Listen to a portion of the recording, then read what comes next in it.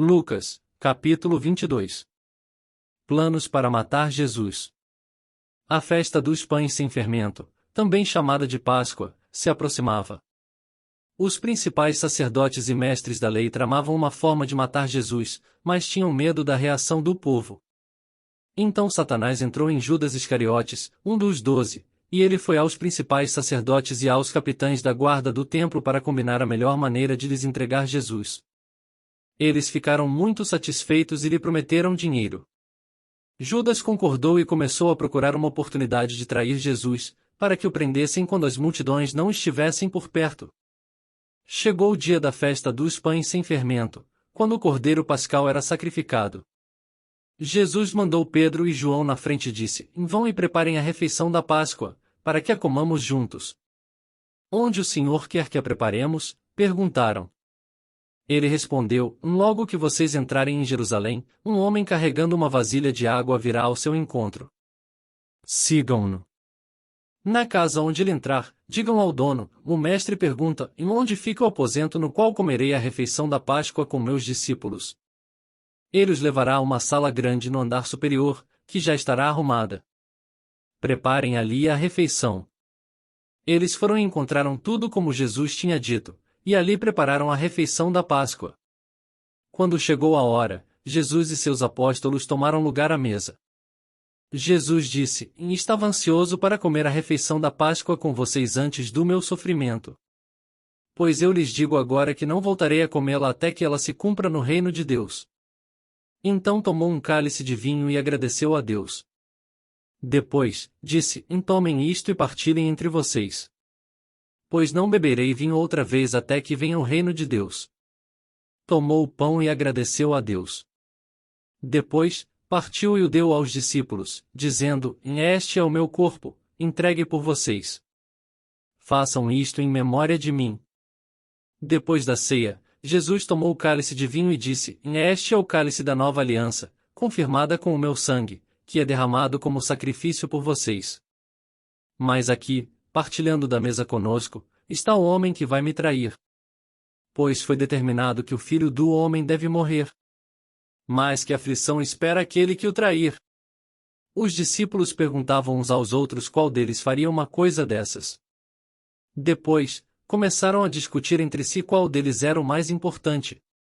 Jesus lhes disse: neste mundo, os reis e os grandes homens exercem poder sobre o povo e, no entanto, são chamados de seus benfeitores. Entre vocês, porém, será diferente. Que o maior entre vocês ocupe a posição inferior, e o líder seja o servo. Quem é mais importante, o que está à mesa ou o que serve? Não é aquele que está à mesa? Mas não aqui. Pois eu estou entre vocês como quem serve. Vocês permaneceram comigo durante meu tempo de provação. E, assim como meu Pai me concedeu um reino, eu agora lhes concedo o direito de comer e beber à minha mesa, em meu reino. Vocês se sentarão em tronos e julgarão as 12 tribos de Israel. Então o Senhor disse: Simão, Simão, Satanás pediu para peneirar cada um de vocês como trigo. Contudo, supliquei em oração por você, Simão, para que sua fé não vacile. Portanto, quando tiver se arrependido e voltado para mim, fortaleça seus irmãos. Pedro disse: Senhor, estou pronto a ir para a prisão, e até a morrer ao seu lado.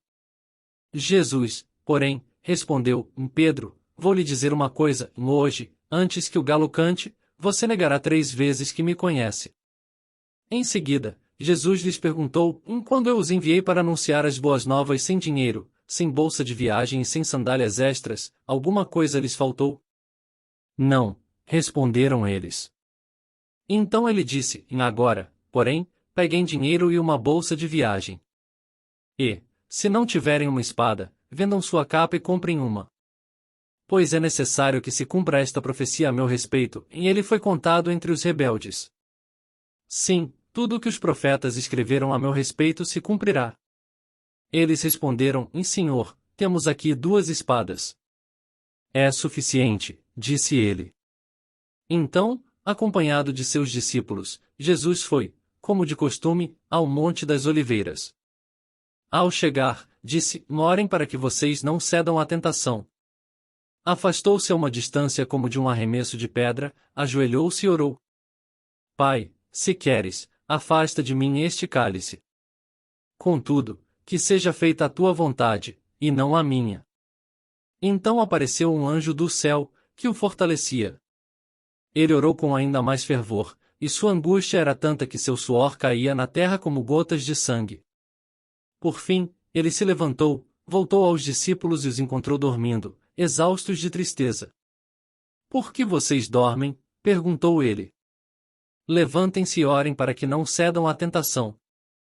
Enquanto Jesus ainda falava, chegou uma multidão conduzida por Judas, um dos 12. Ele se aproximou de Jesus e o cumprimentou com um beijo. Jesus, porém, lhe disse: Judas, com um beijo você trai o filho do homem? Quando aqueles que estavam com Jesus viram o que ia acontecer, disseram: Senhor, devemos lutar?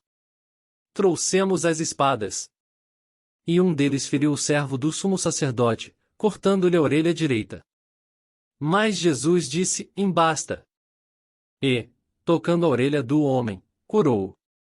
Então Jesus se dirigiu aos principais sacerdotes, aos capitães da guarda do templo e aos líderes do povo que tinham vindo buscá-lo. Por acaso sou um revolucionário perigoso para que venham me prender com espadas e pedaços de pau? Por que não me prenderam no templo? Todos os dias eu estava ali, ensinando. Mas esta é a hora de vocês, o tempo em que reina o poder das trevas. Então eles o prenderam e o levaram à casa do sumo sacerdote. Pedro o seguiu de longe. Os guardas acenderam uma fogueira no meio do pátio e sentaram-se em volta, e Pedro sentou-se com eles. Uma criada notou a luz da fogueira e começou a olhar fixamente para ele. Por fim, disse: Este homem era um dos seguidores de Jesus. Mas Pedro negou, dizendo: Mulher, eu nem o conheço. Pouco depois, um homem olhou para ele e disse: Você também é um deles. Não sou, retrucou Pedro. Cerca de uma hora mais tarde, outro homem afirmou: Com certeza esse aí também estava com ele, pois também é galileu. Pedro, porém, respondeu: Homem, eu não sei do que você está falando. E, no mesmo instante, o galo cantou. Então o Senhor se voltou e olhou para Pedro. E Pedro se lembrou das palavras dele: Hoje, antes que o galo cante, você me negará 3 vezes. E Pedro saiu dali, chorando amargamente. Os guardas encarregados de Jesus começaram a zombar dele e a bater nele. Vendaram seus olhos e diziam: Profetize para nós. Quem foi que lhe bateu desta vez? E o insultavam de muitas outras maneiras. Ao amanhecer, todos os líderes do povo se reuniram, incluindo os principais sacerdotes e os mestres da lei. Jesus foi conduzido à presença desse conselho, e eles perguntaram: Diga-nos, você é o Cristo? Jesus respondeu: Se eu lhes disser, de modo algum acreditarão em mim. E, se eu lhes fizer uma pergunta, não responderão. Mas, de agora em diante, o Filho do Homem se sentará à direita do Deus Poderoso. Todos gritaram: E então você afirma que é o Filho de Deus? E ele respondeu: Vocês dizem que eu sou. Que necessidade temos de outras testemunhas? Disseram eles. Nós mesmos ouvimos de sua boca.